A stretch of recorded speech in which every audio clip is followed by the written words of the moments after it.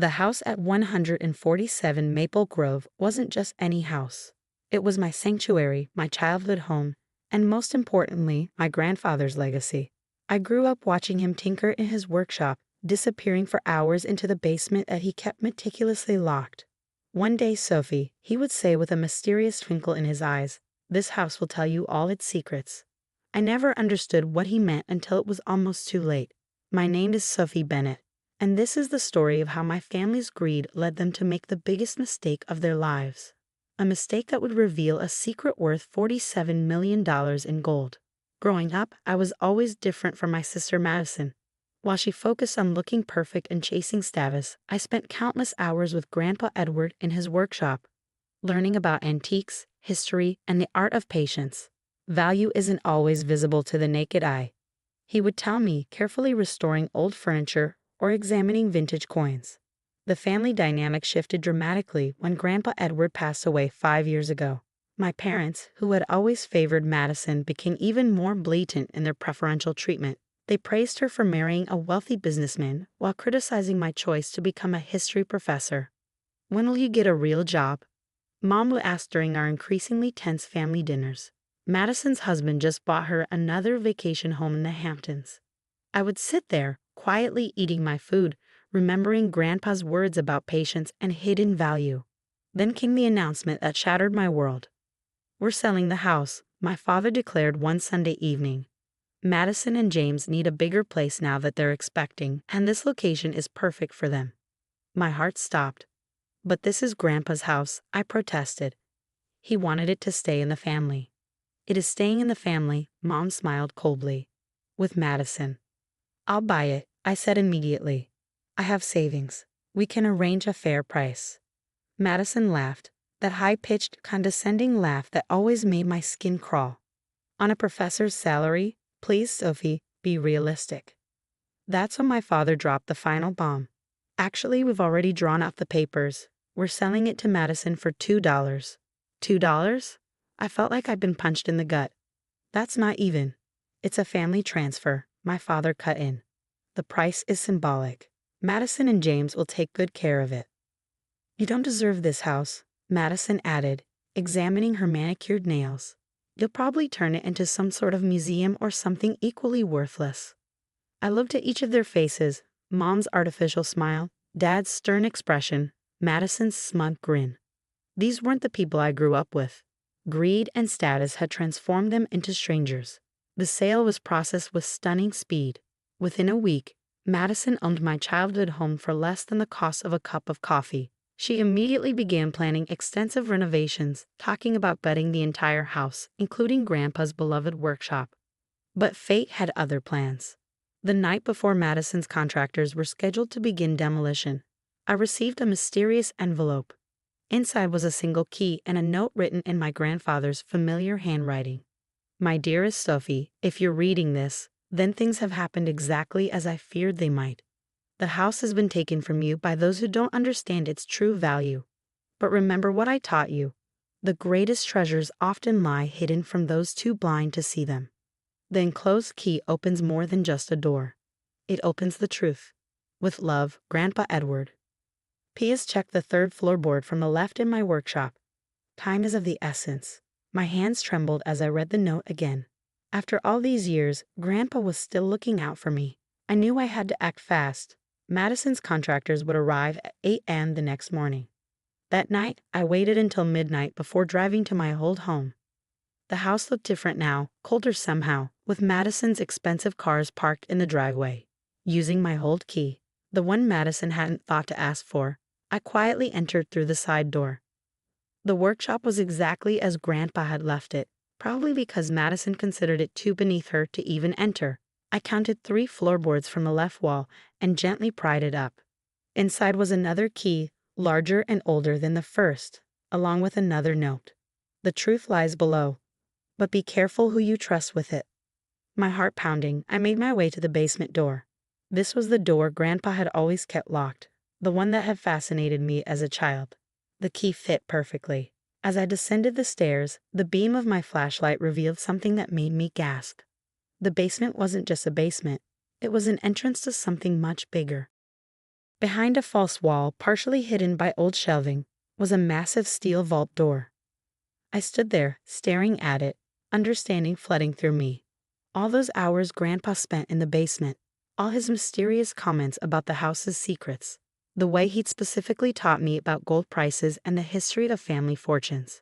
With trembling hands, I fitted the first key he'd sent me into the vault's lock. It turned with a heavy click that echoed through the basement. What I found inside would change everything. The vault door swung open with a heavy groan, revealing a sight that took my breath away. Stacked neatly on reinforced steel shelves were hundreds of gold bars, each one gleaming under my flashlight beam. But that wasn't all. Display cases lined the walls, filled with rare coins, precious gems, and artifacts that belonged in a museum. On a desk in the center of the vault lay a leather-bound ledger and another envelope with my name on it. My hands shook as I opened it. My dearest Sophie, if you're reading this, you found what I spent a lifetime collecting. Your grandmother and I began this collection during our travels, acquiring pieces that others overlooked or undervalued. Just like you, we saw worth where others saw nothing. Everything in this vault is legally documented. The ledger contains all acquisition records, authenticity certificates, and ownership papers. Current market value, approximately $47 million. I've watched how they treat you, Sophie. I've seen how they dismiss your intelligence, your kindness, your patience. They think success only comes in the form of status and quick money. They're wrong. This vault and everything in it is yours. I've already arranged all the legal documentation with my attorney, Mr. Harrison. The papers are in the white folder on the desk. Use it wisely. Love, Grandpa Edward. I sat there in the vault, surrounded by millions in gold and precious artifacts, tears streaming down my face. Even after his death, Grandpa was still teaching me lessons about patience and true value. The sound of a car door slamming snapping back to reality. Through the basement window, I saw Madison's Porsche in the driveway. She was home early. Quickly, I gathered the ledger, legal documents, and Grandpa's letters. I had just locked the vault and replaced the false wall when I heard footsteps above. Who's down there? Madison's voice echoed down the stairs. I'm calling the police. I emerged from the basement, documents clutched to my chest. It's just me. Madison flipped on the lights, her face contorting with rage. You're trespassing. This is my house now. How dare you? Actually, I cut her off, feeling strangely calm. I think you'll want to hear what I have to say. Over the next hour, I explained everything to an increasingly pale-faced Madison. The vault, the gold, the legal documents making me the sole owner of everything inside it. That's impossible, she whispered. This house, we own it now. You own the house, I corrected her. For $2. But everything underneath it, that's mine. And according to state law, you can't access or renovate any part of the basement without my permission. Madison's hands trembled as she reached for her phone. Within 30 minutes, my parents arrived, both still in their evening wear, having left some charity gala early. This is ridiculous, my father exploded after I explained everything again. Edward would never. He couldn't have. Oh, but he did. A new voice joined the conversation. We turned to see Mr. Harrison, Grandpa's attorney, standing in the doorway. Sorry I'm late, Sophie. I've been monitoring the house since the sale. Figured you might need backup tonight. He opened his briefcase and began laying out documents. Everything is perfectly legal. The vault and its contents belong exclusively to Sophie. Any attempt to access it without her permission would be considered criminal trespassing.